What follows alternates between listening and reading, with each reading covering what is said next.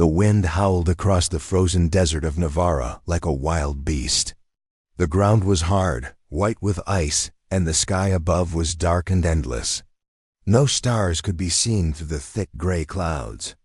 Only the sound of the wind and the silence. Of the snow dot in the middle of this cold world, a small figure lay still near the broken remains of a crashed transport pod. Her name was Lura, and she was an Ashari, a thin, glowing alien girl from a race known for order, logic, and survival. She was not glowing now. Her skin, once full of soft blue light, had faded to a pale gray. Her fingers were shaking, her body wrapped in thin cloth not made for this kind of cold. The crash had thrown her out of the escape pod. She had hit the ground hard. Her arm was broken. Her side hurt with every breath. The cold bit into her body like a sharp blade. Her people had left hours ago. The emergency evacuation had begun when the orbiting station above the planet was attacked by strange energy weapons. There had been no time to plan, no time to think. The Ashari followed protocol. The strong left first. The weak were told to stay behind. Those who couldn't move fast enough were considered unrecoverable. Lura had tried to run. She had tried to reach the ships, but she was small. She was injured. She had fallen behind. No one came back for her. Now she was alone. Her voice was too weak to call for help. Her translator had broken in the fall. The light in her eyes flickered with the last of her energy. She crawled under a piece of metal. From the pod to block the wind. It didn't help much. "I do not want to die here," she whispered in her own language, but her voice disappeared into the wind. Time passed slowly in the cold. Her fingers stopped moving. Her eyes started to close. A snowstorm rolled across the plain. The white dust buried part of the wreckage. She lay there half covered, forgotten by her kind. But someone was watching from far away. A human man named Rick sat inside a small, damaged shuttle 3 kilometers from the crash. He had also fallen to Navarra after his team's ship had been hit by the same attackers. He was an engineer, not a soldier. His goal had been simple, to build a scanner tower for the human outpost nearby. But the mission had failed. Now he was stranded, waiting for rescue. Rick checked the power cells of his shuttle, almost empty. The heat would last only a few more days. He sighed and looked at the screen of his handheld scanner. It blinked with the usual cold readings, nothing alive. Then, something changed. A soft heat signal flickered on the edge of the scan range. Very weak, almost gone. "What's this?" Rick said to himself. He zoomed in. It wasn't metal. It wasn't fire. It was warmth, fading fast. "Could be another survivor," he muttered. "Or someone who needs help." Without much thought, he grabbed his thick coat, a small heater pack, and walked out into the storm. The cold hit him hard. Snow flew in his face. His boots crunched over ice. He followed the signal through the gray wind. His scanner beeped slowly, closer, closer. Then, he saw the wreckage. The transport pod was broken in half. Smoke had frozen in the air around it. Rick moved carefully, shining his small light under the metal sheets. He stepped over wires, frozen food packs, and pieces of burned plastic. That's when he saw her, a small body under the wreckage. Thin, glowing faintly blue. Not human, alien, breathing, but barely. Her eyes opened for a moment, then closed again. "Hey, hey," Rick shouted, falling to his knees. "Don't sleep. Stay awake." She didn't answer. She looked more like a frozen statue than a living creature. Rick didn't know who she was, or what species she belonged to, but she was alive. And that was enough for him. He opened the heater pack and placed it next to her chest. It gave off a soft orange glow. He took off his coat and wrapped it around her. Her body was so light, he could lift her with one arm. He stood up, holding her close, protecting her from the wind. "You're not dying today," he whispered. "Not while I'm here." He began the long walk back to his shuttle, his body already numb from the cold. The storm grew stronger, but he didn't stop. Each step felt heavier than the last. But he kept going, because someone had to care, because no one should be left to die alone. The cold wind continued to blow hard across the desert, but Rick kept walking. His arms were shaking from carrying the alien girl. Snow stuck to his beard and eyebrows. His legs felt like stone, but he did not stop. The girl's body was light, but the storm made every step harder. He could no longer see the shuttle, only white and gray all around. The only thing that helped him move forward was the tracker on his belt, blinking red slowly, showing the direction back home. She's alive, he kept telling himself. Just keep moving. After what felt like hours, Rick saw the dark shape of his shuttle through the storm. The small metal shelter looked old and broken, but to him, it was hope. He pushed open the door, stepped inside, and dropped to his knees. Warm air from the old heater filled the room. It was weak, but better than outside.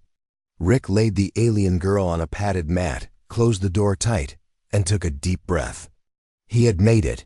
He turned to the girl. She was still very cold. Her breathing was slow and soft. Rick reached for the emergency heater pack and placed it beside her again. Then, he opened the first aid kit and gently cleaned the cut on her forehead. Her skin felt like cold glass. "I don't know who you are," Rick whispered, "but I'm not letting you die here." He covered her with a blanket and checked her pulse again. It was faint but steady. Then he placed a small water drop on her lips. She didn't move. Rick sat beside her and waited. Hours passed. Outside, the wind screamed, but inside, silence grew. The firelight danced on the metal walls.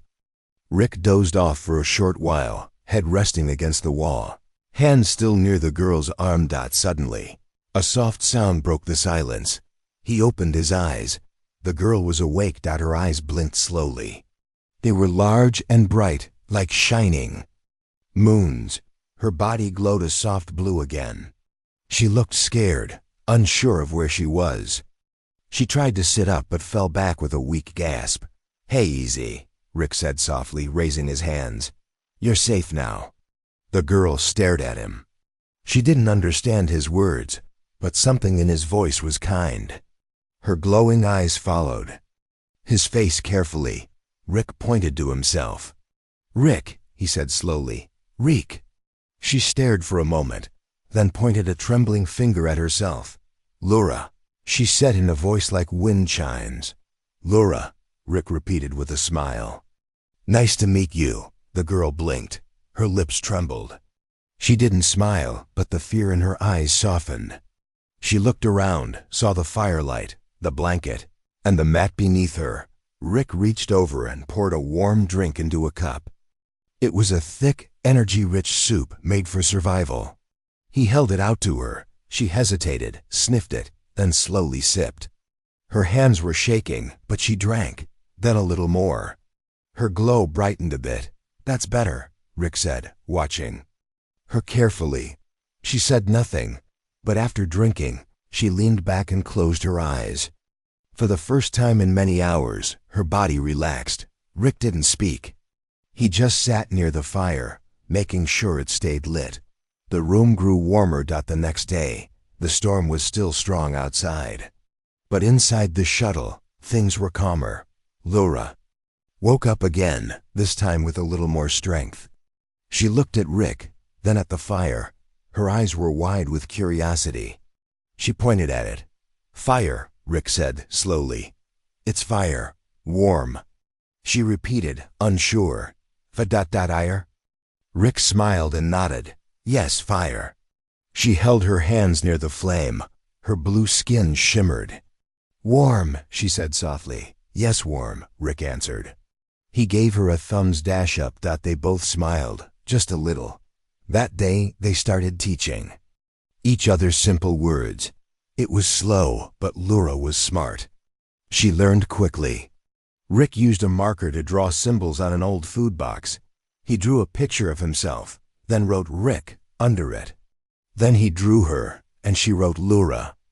They practiced words: hand, food, cold, help, light, sleep, water. And slowly, a friendship began to grow.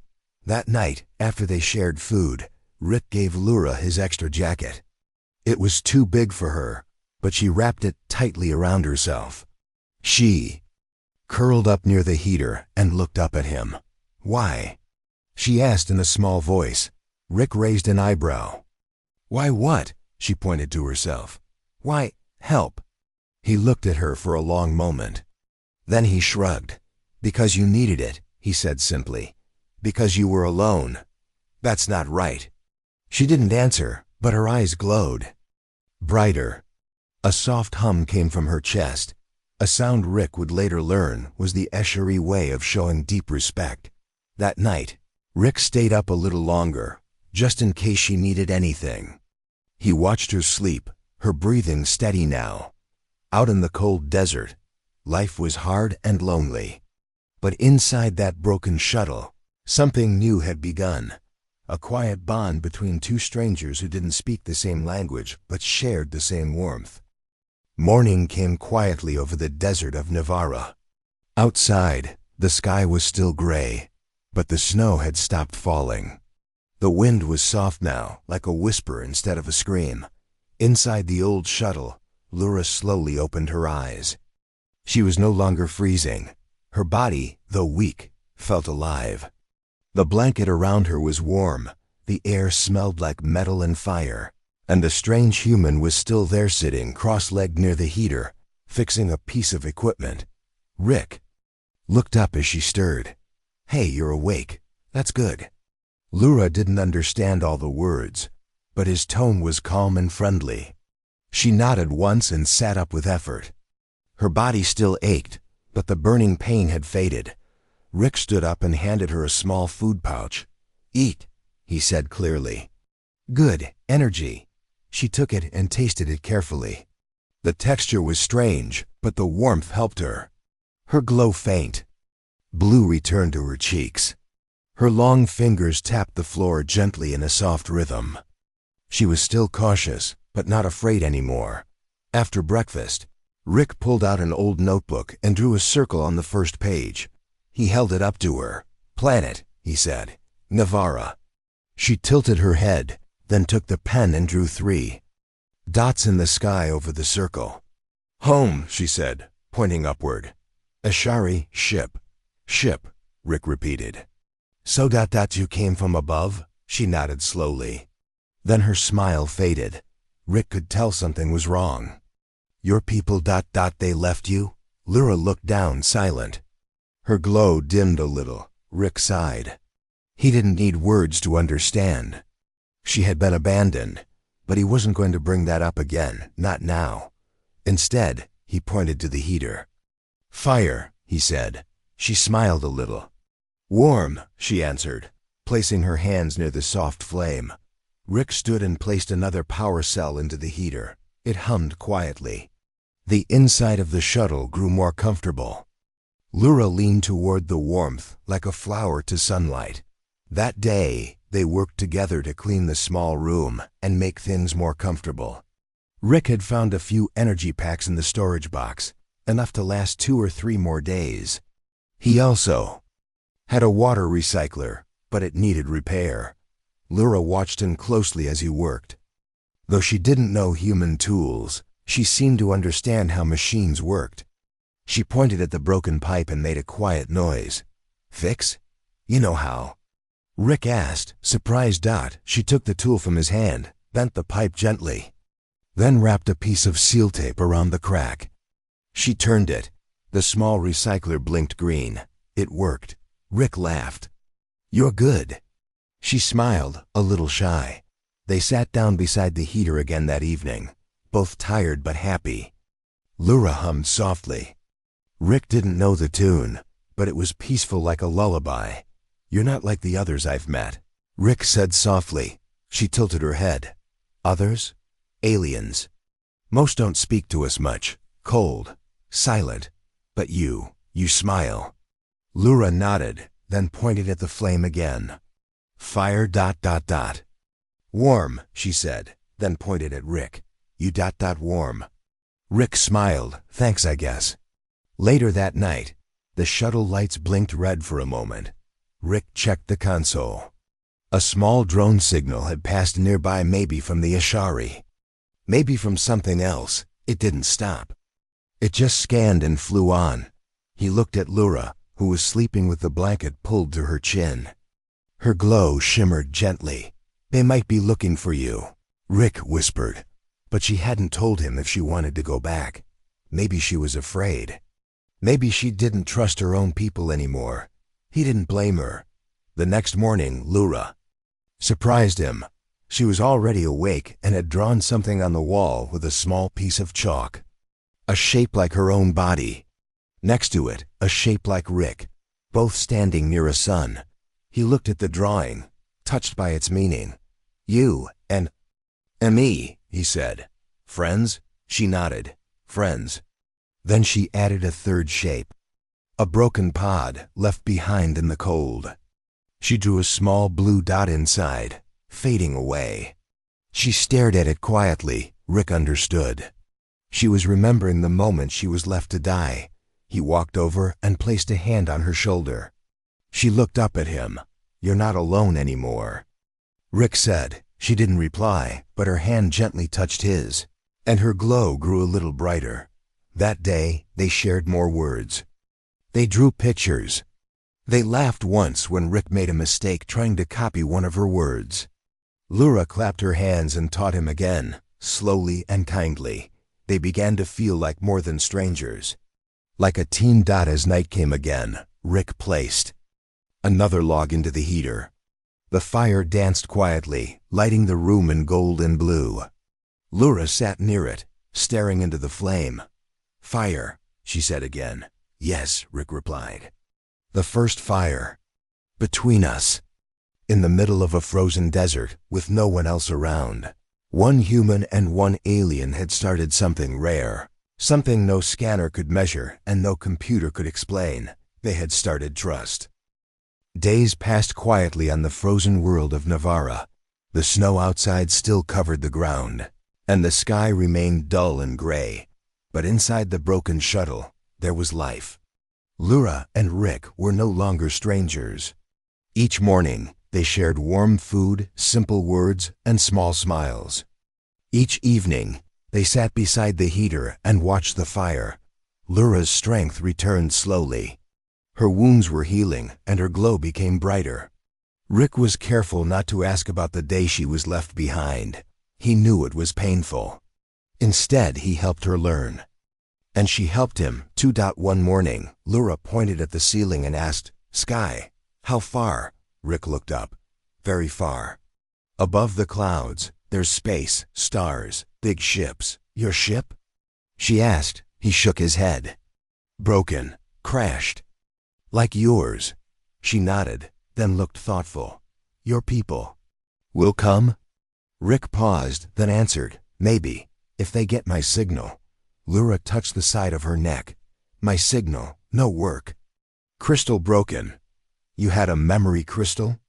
Rick asked. She nodded and opened a pouch beside her. Inside was a round glass-like stone, cracked down the middle. She placed it in Rick's hand. He turned it gently. Maybe I can fix this. Lura's eyes lit up with hope. You fix many things. He smiled. I try. Later that day, they worked on building better shelter around the shuttle. Rick taught Lura how to use human tools. She was fast and careful. They used scrap metal and fabric from the broken transport pod to block cold air from the door. They fixed the water recycler completely. They even made a second heater using a spare cell. At night, the shuttle was warmer and brighter. They used part of the wall to draw pictures. Lura called it the firewall. She drew stars, animals from her home planet, and her people's tree-like houses. Rick added drawings of Earth, blue oceans, green forests, and large cities. Lura pointed at a tall tower he drew and said, Big house? He laughed. No, that's a city building. People work inside. with lights, screens, elevators. She looked amazed. So high, he nodded. Very, you can see clouds from the top. Your world is warm? She asked. Sometimes. Sometimes cold too, Rick said. But not like this. Lyra stared at the fire. My world was warm, before. Rick glanced at her. Before what? She didn't answer for a moment. Then she said, war, not with humans, with others. We ran, left many places. Cold came, fear came, rules changed. What kind of rules? Rick asked. She looked down. Only the strong survive. No rescue for weak ones, only numbers, no feelings. Rick was quiet. Lyra continued. I fell behind. They saw. They left. He clenched his jaw. That's not right. It is how they think, she said. They fear losing more. Rick nodded slowly. But not everyone should be left behind. Lyra looked at him. Her glow pulsed softly. You stayed. Yes, Rick said. Because you're worth saving. She placed her hand on his arm.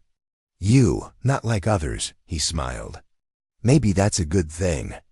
One night, while they were talking near the heater, a sudden beep came from Rick's scanner. He stood up quickly. What is it? Lyra asked. He checked the signal. Drone. Flying nearby. Could be a Shari. She looked worried. They search? Could be a scan, Rick said.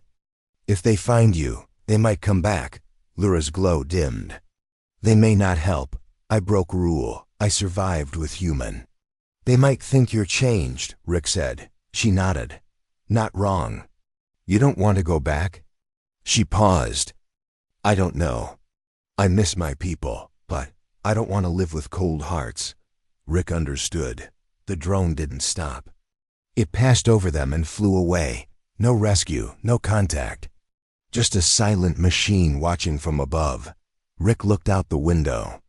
I think we need to find a better place, safer. Maybe send a signal from high ground, Lyra agreed. You help me. I help you. Together? He smiled. Together. The next morning, they packed food, tools, and heater cells into 2 bags. Rick gave Lyra a thermal suit, much warmer than the blanket she had used. She wore it easily, adjusting it to her thin frame. Her glow showed clearly through the cloth dot. They walked together across the ice. The storm had cleared. The cold was still sharp, but not deadly. Lyra led Rick toward a nearby ridge. I saw a tower, small, broken, long ago. A communication tower? Rick asked. Yes. Maybe send message, she said. They walked for 2 hours, crossing frozen hills and old wreckage. Metal bones of other ships stuck out from the snow. Birds with sharp wings circled in the sky, watching but not attacking. Finally, they reached the ridge. Below it, half buried in snow, stood a tall, thin structure. The old communication tower leaned to one side, but it was still standing. Rick looked impressed. If it still works, we can send a message. Maybe reach my people, or yours. Lyra touched the wall gently. Old, but strong. Just like her, Rick thought. That evening, they lit a fire near the tower entrance. They would enter and explore it in the morning. Lyra sat beside Rick and said softly, You gave me warmth. Not just fire, heart warmth. Rick looked at her. And you gave me hope. She tilted her head. What is hope? He thought for a second. Hope is the feeling that something good can still happen. Lyra closed her eyes and smiled. Then I have hope now. In the heart of a cold world, 2 lost souls had found something rare. Not just survival, but connection. Their journey was not over, but now they would face it together. The next morning was clear and cold. The sky above the ridge was pale blue, and the icy wind had slowed down. Rick and Lyra stood in front of the old communication tower, their breath making white clouds in the air. The tower was tall metal and half buried in snow. Some of its pieces were broken or frozen in place, but the base still looked strong. Lyra touched the side carefully. Old, but still standing. Rick nodded. Let's check the inside. They found a narrow door, frozen shut. Rick used a heat cutter from his toolkit. Steam rose as the ice melted, and the door slowly opened with a loud creak. Inside it was dark. The air was cold, but not deadly. They stepped into a small control room filled with dusty panels, frozen screens, and wires hanging from the ceiling. Lura looked around. Very old, no lights. Yeah, Rick said, brushing snow off a console. But maybe not dead yet. He found a power switch and tried it. Nothing happened. Lura opened a panel and saw a broken energy core. Needs new power. Rick pulled a small battery pack from his bag. Will this work? She studied it. Yes, if we connect it here. They worked together, fingers cold but steady. Lura's hands moved with care, guiding the wires. Rick held the tools, following her instructions. After 20 minutes, the panel blinked green. Nice work, Rick said. Let's see if we can send a signal. He turned on the communication panel. A soft hum filled the room, and an old screen lit up, flickering. The system still worked, but barely. Can you connect to your people? Lura asked. I'll try, Rick said. He typed in an old emergency frequency. A soft beeping sound echoed. Message sent, Rick said after a pause. Now we wait. Lura sat down beside the heater they had brought. What if no one comes? Rick looked at her. Then we try again, or find another way. She nodded. Together. But just as they started to relax, a new sound came from the screen, a loud, sharp beep. Then a voice in a strange language echoed from the speaker. Lura's body tensed. What is it? Rick asked. She listened closely. A Shari ship, orbiting. They heard the signal. That's your people? Yes, she said quietly. They ask location. Rick looked at her. Do you want them to know you're alive? Lura was silent for a moment. They will come, but not for me. They will come to control or remove me. Rick frowned. Why? I broke their rule. I was supposed to die. I did not. Because I helped you. Yes, and that makes different. Rick shook his head. That's not a crime. But for them it is. That evening, a new storm rolled across the desert. They stayed inside the tower, lighting a fire near the wall. Lura sat close, silent. Rick looked at her. You don't have to go with them. If they find us, they will take me, she said. Then we'll hide. Or run. You cannot fight them, Lura said softly. Maybe not with weapons, Rick said. But maybe with truth. Lura stared into the fire. They do not listen to truth. Well, Rick said, they haven't met me yet. The next day, they saw the ship in the sky. A large Ishari cruiser moved silently above the clouds. It circled the area, scanning. They found us, Lura said. Rick watched the sky.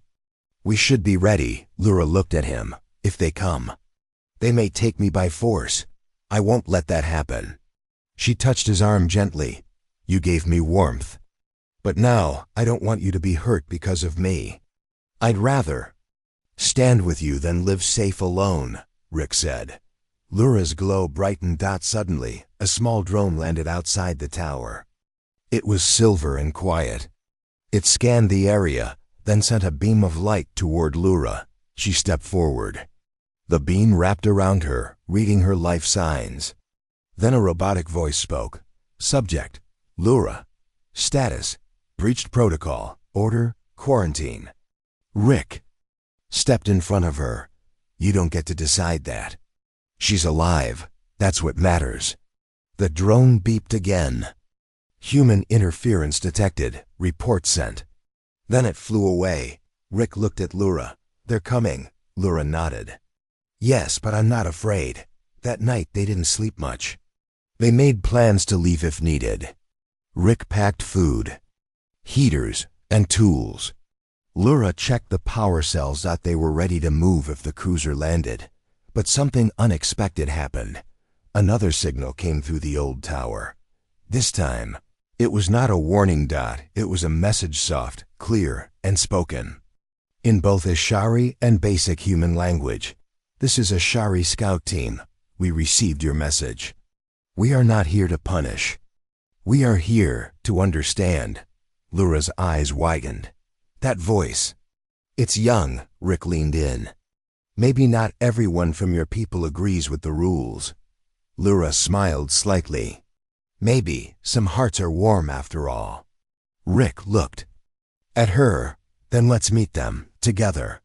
She nodded. In the cold heart of Navarra, fire still burned, not just from heaters or flames, but from two brave souls who dared to trust. And now, perhaps, the fire would spread. Snow fell softly outside the tower as the new day began. The sky was quiet. No ships, no drones, no wind, only stillness. But inside the tower, Rick and Lura were awake, waiting. The message from the night before repeated on the screen. This is Ashari Scout Team. We are not here to punish. We are here to understand. Rick looked at Lura. Do you believe them? Lura didn't answer right away. Her glow was calm, not dim, but not bright either. Ashari do not lie, she said. Slowly. But they choose words carefully. Understand may still mean control. Then we'll be careful too, Rick replied. They spent the morning cleaning the tower's front room, clearing space for the visitors. Lura drew two symbols on the wall, one for the Ashari and one for humans. A soft flame between them. Peace, she explained. By noon, a small shuttle appeared in the sky. It was shaped like a silver wing and moved gently through the clouds. It landed quietly not far from the tower. The snow didn't even rise as it touched the ground. Lura stood near the doorway, shoulders straight. Rick stood beside her, holding nothing in his hands, no weapons, just calm. The shuttle door opened. Two Ashari stepped out. They were tall and slender like Lura, but older. Their skin glowed a colder blue, and their eyes showed no fear, only curiosity.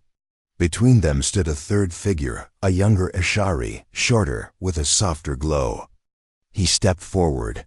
I am Neo, the young one said in both Ashari and basic English. We received the signal.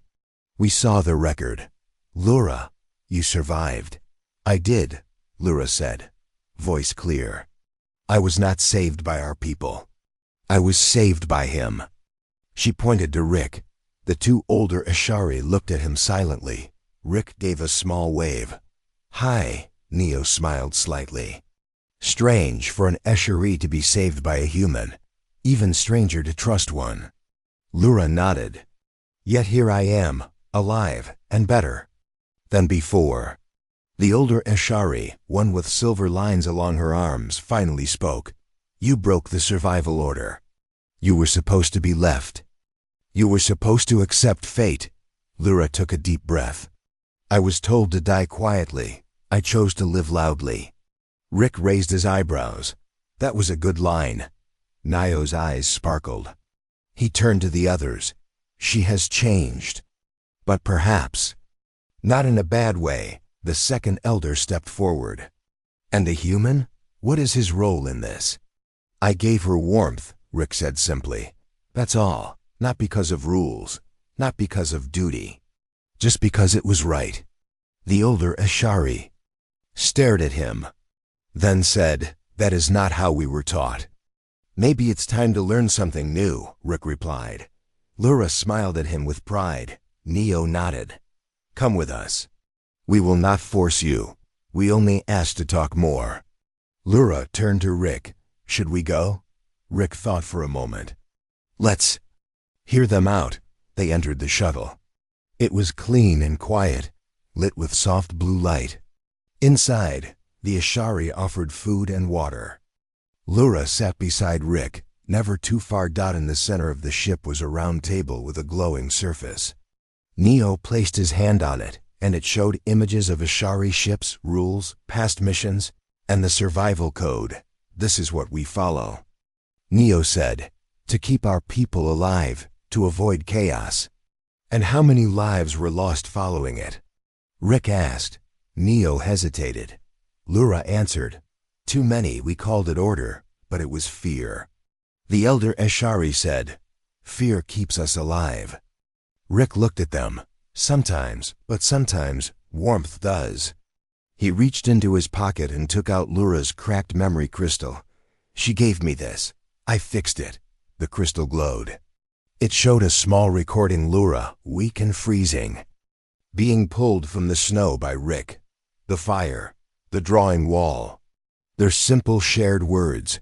The Ashari watched in silence. Then Neo spoke softly. "This is rare, a bond across kinds, not forced, not built on fear, built on care." Lura said, "I am still Ashari, but I am also more. Because someone chose to help me, not leave me." The room was silent. Then the elder with silver arm said, "We must speak to the council." "But I feel the ice is melting." That evening, the Ashari returned Rick and Lura to the tower. "We will return soon," Neo said, with an answer. "But you have started something." He looked at Lura. "Maybe your fire can light others." As the shuttle flew away, Lura stood beside Rick in the snow.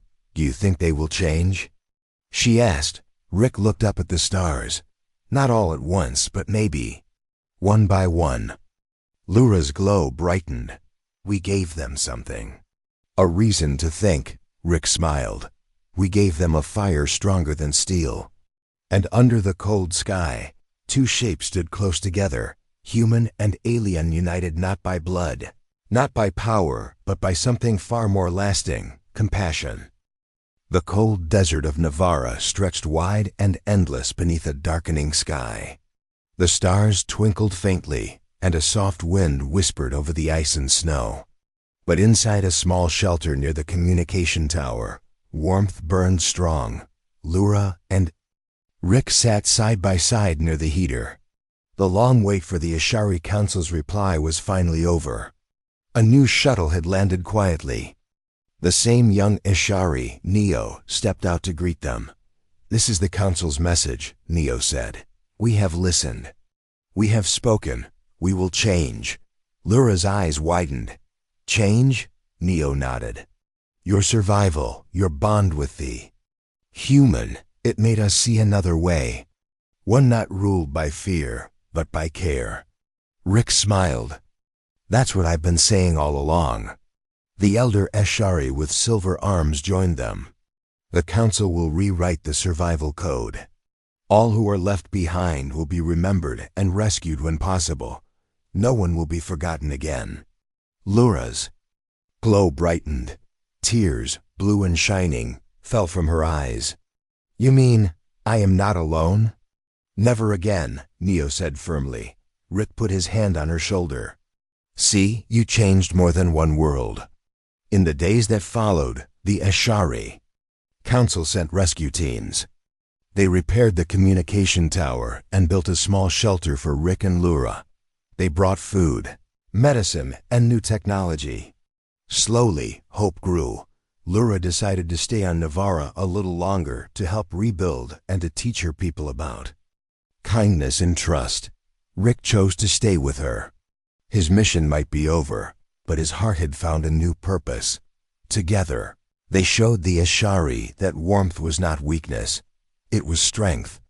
That survival was not only about rules and orders, but about connection and hope. That one evening, standing under the glittering stars, Rick asked Lura, "Do you remember the day I found you?" She smiled softly. "I thought I would die, cold and alone." "But you didn't." "No, because you gave me warmth, not just fire. Not just clothes or food, but warmth from your heart." Rick looked at her. "That warmth changed everything." "For you, for me, for your people," Lura nodded. "Because when someone cares, no one is truly alone."